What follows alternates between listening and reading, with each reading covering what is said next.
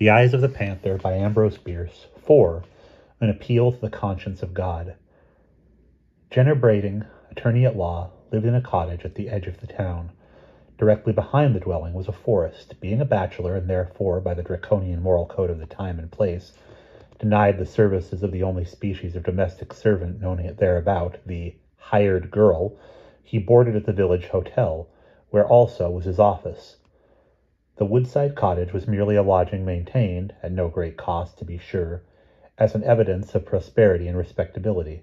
It would hardly do for one to whom the local newspaper had pointed with pride as the foremost jurist of his time to be homeless, albeit he may sometimes have suspected that the words home and house were not strictly synonymous. Indeed, his consciousness of the disparity and his will to harmonize it were matters of logical inference. For it was generally reported that soon after the cottage was built, its owner had made a futile venture in the direction of marriage, had in truth gone so far as to be rejected by the beautiful but eccentric daughter of old man Marlowe, the recluse. This was publicly believed because he had told it himself, and she had not a reversal of the usual order of things which could hardly fail to and she had not a reversal. This was publicly believed because he had told it himself, and she had not a reversal of the usual order of things which could hardly fail to carry conviction. Brading's bedroom was at the rear of the house, with a single window facing the forest. One night he was awakened by a noise at the window. He could hardly have said what it was like. With a little thrill of the nerves, he sat up in bed and laid hold of the revolver, which, with a forethought of most commendable, with a little thrill of the nerves, he sat up in bed and laid hold of the revolver, which, with a forethought most commendable in one addicted to the habit of sleeping on the ground floor with an open window, he had put under his pillow. The room was in absolute darkness, but being unterrified, he knew where to direct his eyes, and there he held them, awaiting in silence what further might occur. He could now dimly discern the aperture, a square of lighter black. Presently there appeared at the lower edge 2 gleaming eyes that burned with a malignant luster, inexpressibly terrible. Brading's heart gave a great jump that seemed to stand still. A chill passed along his spine and through his hair.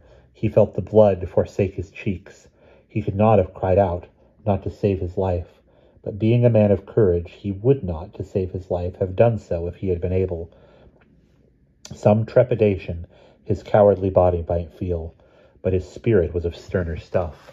Slowly the shining eyes rose with a steady motion that seemed to approach, and slowly rose Brading's right hand, holding the pistol. He fired. Blinded by the flash and stunned by the report, Brading nevertheless heard, or fancied he heard, the wild high scream of the panther, so human in sound, so devilish in suggestion. Leaping from the bed, he hastily clothed himself, and pistol in hand sprang from the door, meeting 2 or 3 men who came running up from the road. A brief explanation was followed by a cautious search of the house. The grass was wet with dew. Beneath the window it had been trodden and partially leveled for a wide space, from which a devious trail, visible in the light of a lantern, led away into the bushes. One of the men stumbled and fell upon his hands, which, as he rose and rubbed them together, were slippery. On examination, they were seen to be red with blood. An encounter, unarmed, with a wounded panther was not agreeable to their taste. All but Brading turned back. He, with lantern and pistol, pushed courageously forward into the wood.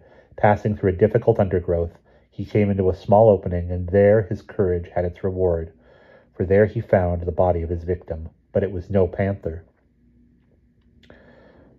What it was is told even to this day upon a weather-worn headstone in the village churchyard, and for many years was attested daily at the graveside by a bent figure and sorrow-seamed face of old man Marlowe, to whose soul and to the soul of his strange unhappy child, peace, peace, and reparation.